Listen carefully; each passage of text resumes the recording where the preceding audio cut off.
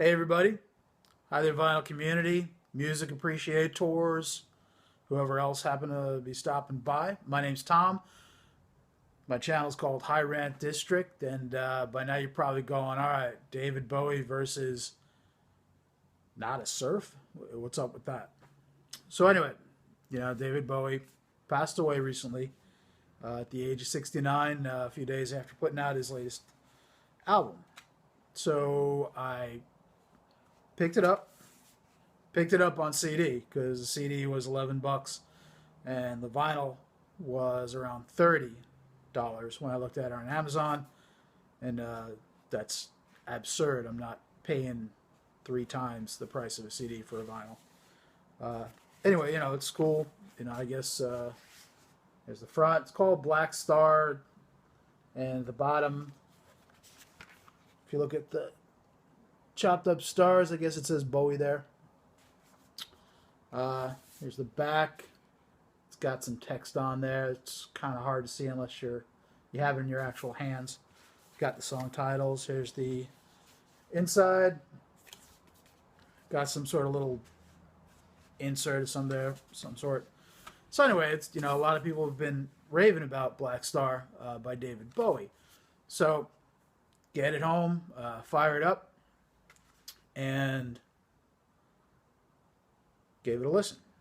And it was really something special.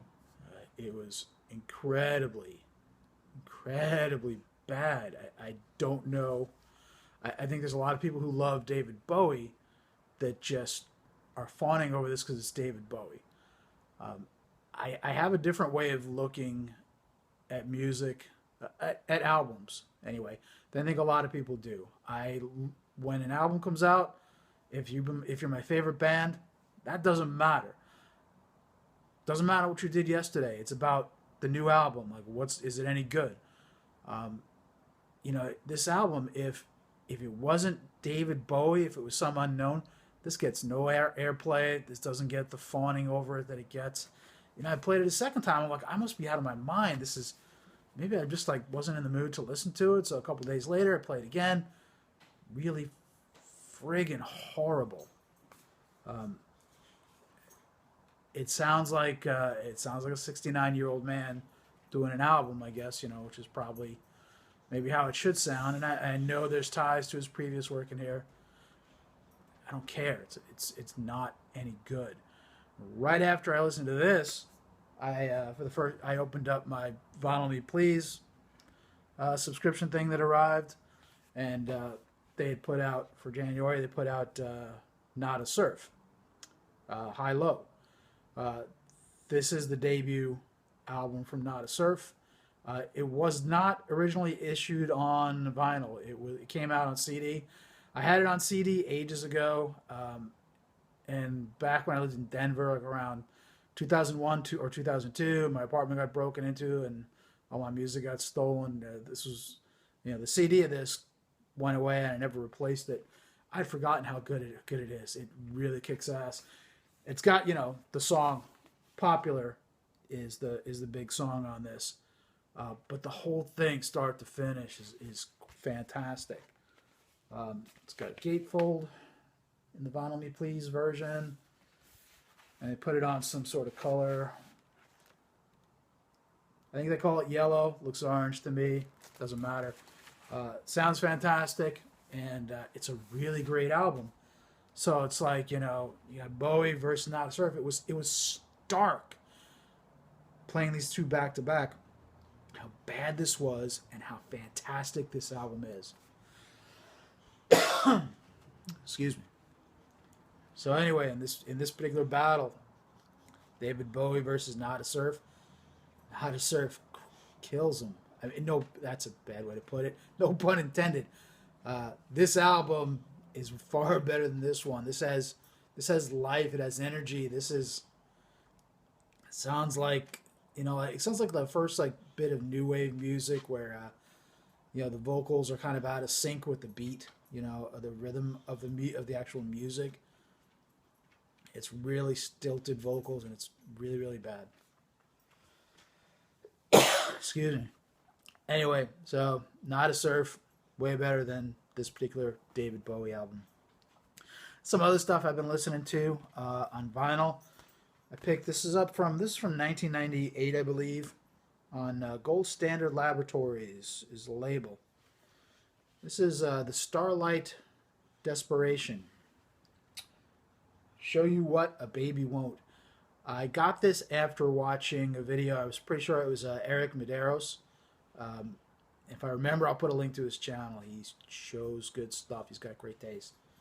And if it wasn't Eric, this is the kind of thing that he would show anyway. But pretty sure it was him. He was talking about, if you like the White Stripes, this is kind of along those lines. It's, very stripped down, But I'm pretty sure it's 3 instruments.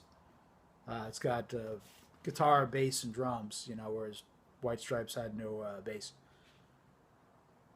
But it was good. It's not to the level, I would say, of White Stripes, but it's very good. It's very basic, honest, real rock and roll, with that kind of a White Stripes edge to it. The lead guitarist on this does not coax the same kind of sounds that Jack White will out of his guitars.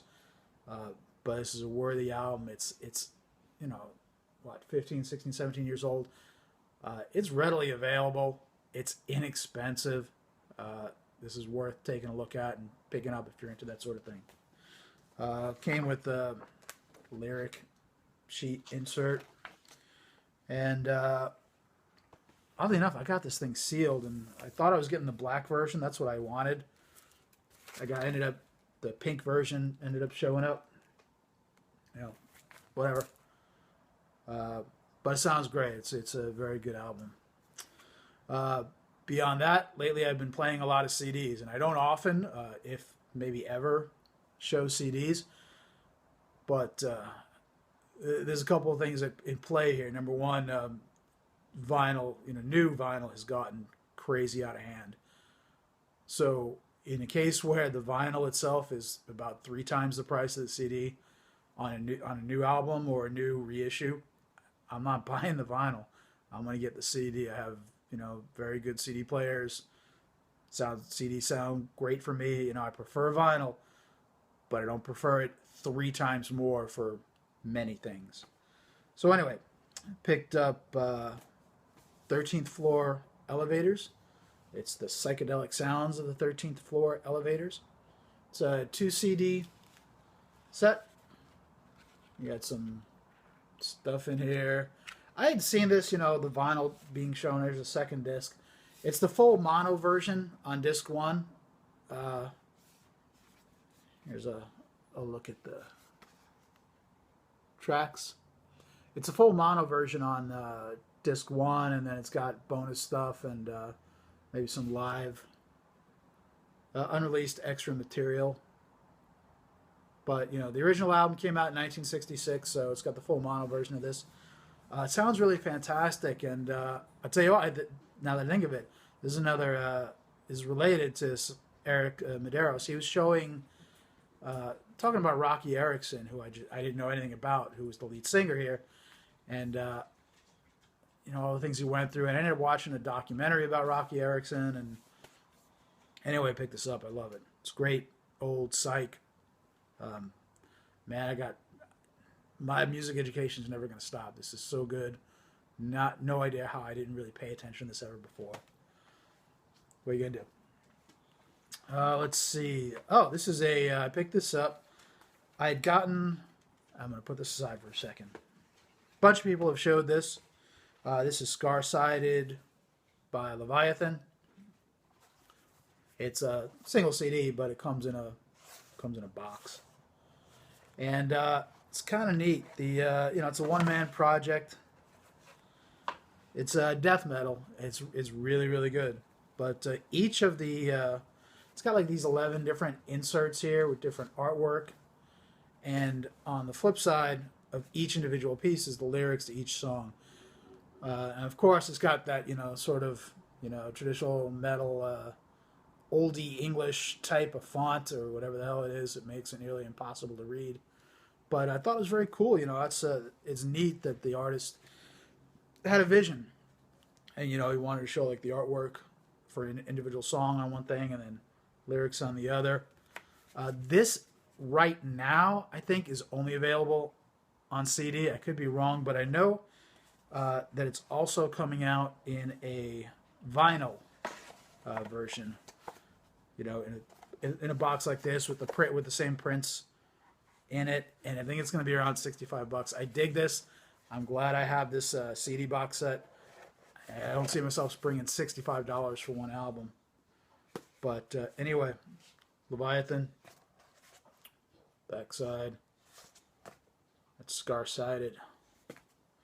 Next up, this is I'll show it. Doug A had talked about this a while ago. It's a Light in the Attic release called Jamaica to Toronto. Soul, funk, and reggae from 1967 to 1974. And Doug talked extensively about this. You know, reggae is not my favorite thing. I dig a little reggae here and there, but it's not something I normally can. I wouldn't think I could listen to a full album, both sides of it. But it's soul and funk and reggae all on this, and it's really fantastic. You know, flip opens. Let's open to that. Say it's got this one CD inside that thing, and then it's got a booklet. I'm sure this is not as good as it's the same as the vinyl version, I'm sure. You know, a booklet about each different artist and what was going on and what the researcher found. These sorts of things are another thing where it's questioned. Like when you put a compilation out or you put a reissue of something out, I'm almost never going to get the vinyl. I'll always want the original. Now that said, like, this is a compilation. There's not really original to this. I could have gotten the vinyl, but I think the CD was a lot less expensive. But I dig Light in the Attic. They do good stuff. They reissue a lot of stuff, and although I'm not big into reissues, they're very, very. They put a lot of consideration into what they're going to put out. They put out great stuff. Let me skip down here. Also from Light in the Attic, I picked up Shin Jungyong, 1958 to 1974. It's called Beautiful River and Mountains, the psychedelic rock sound of South Korea's Shin Jungyong. And got this on a recommendation from VC member Bass Junkie. He transmits from Hamburg, Germany. He's a funny guy and a fun guy and a really interesting dude. And he's also a DJ, and a lot of the music he listens to and plays and is electronic, but he's like a lot of us. He just listens to a lot of things, and this is psychedelic, and it's really fantastic. This is another thing that Light in the Attic did, research on and put out. That he was back in the day. I think he went in a different way. Like, South Korea is not, typically a place where psych would have come up back in the day. And I think he went through torture at the hands of the government for some of the stuff, the music he put out, and he had some tough times. Again, it's Light in the Attic, so it's got a booklet in with it. Talking about a lot of different stuff. Whoops, something flew out of there. What was it? It's the career-spanning anthology gathering Shin Jungyong's work as a guitarist, songwriter, producer, and arranger of mind-altering experimental pop, acid folk, and extended psych funk jams. It's a musical trip existing somewhere between Motown, Hendrix, and the Velvet Underground. It says pretty accurate. It includes a 40-page booklet with an extensive liner notes, interview with Mr. Shin, and dozens of rare photos. So, cool stuff. Beautiful Rivers and Mountains, the psychedelic rock sound of South Korea's Shin Jungyong. And I also picked up, this was an album he put out, I want to say in the early 70s, Ship Jung-hyun and Yawns. I guess Yawns means, I think it means brass coin. I think that's what the stuff inside it was saying. And brass coin is, I guess, or whatever Yawns is. I think it's brass coins. It's kind of like a slang for Disaffected Youth, maybe something along those lines, or somebody who doesn't care that much. And anyway, he put out an album, put it, spring of 1974 in Seoul, South Korea. Put this out and got it on the radio, and I think it was only like maybe pressed to vinyl for the radio, and it tanked. South Korea wasn't ready for it, but it's a good album. The anthology is better, but this was a good listen as well. Next, I've got it's a band called the S Word. It's called The Sword. Paul, Baraka P. Dub, had shown this a while back on vinyl. And again, this is, although this is not a Sony release, I think it's distributed through Sony. And when I was looking for the vinyl, it was, again, about 3 times the price of the CD. So I got the CD version. I guess this is a metal band that kind of went in a different direction for this, but probably going to describe this poorly, but it's kind of, it's called High Country, by the way, by The Sword. It's more rock and roll than metal, but it's good stuff. Not really sure how to describe it, so I won't. Look it up. I'll put a link down below. Check it out. Next up, let's see. This is by a band called Bowie. The album is called Feels Like. Again, CD, far less expensive than the vinyl. This came out last year. Oops, here's a CD. Picture of the band. And the lead singer, the girl here, I think her name is like Alicia Bonanno, something along those lines.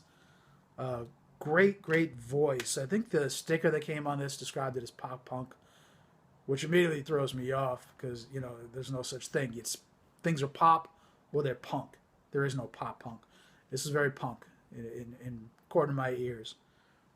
It's about 33 minutes long for an album. It's, kind of on the short side, but, it's punk. It's short, fast songs. Really dug this.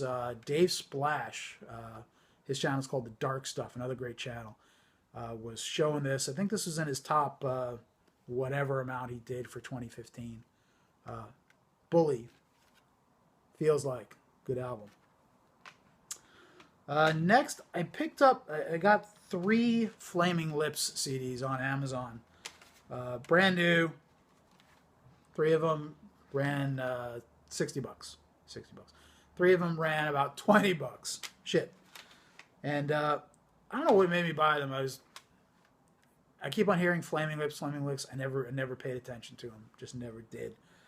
And so I picked up Flaming Lips Clouds Taste Metallic.